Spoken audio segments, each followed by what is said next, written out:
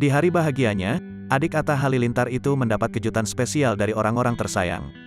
Tak hanya itu, Tarik Halilintar juga memperoleh hadiah spesial, salah satunya dari Fuji sang kekasih. Awalnya Tarik tengah berada di kantor sang kakak. Ia sempat heran mendapati kantor tersebut lebih sepi dari biasanya. Tak berapa lama, Fuji pun datang memberikan kejutan. Adik ipar mendiang Vanessa Angel itu juga membawa kue dan hadiah. Tarik pun tak mampu menutupi rasa bahagianya. Setelah meniup lilin dan berdoa, Tarik lantas memberikan potongan kue pertama untuk Fuji. Mereka kemudian saling berpelukan. Atta Halilintar dan Aurel Hermansyah akhirnya ikut bergabung. Keduanya datang membawa kue. Tak berapa lama sampailah pada momen buka kado. Tarik pun antusias saat membuka hadiah dari Fuji. Belakangan diketahui bahwa Fuji memberikan sepatu Yeezy untuk sang kekasih.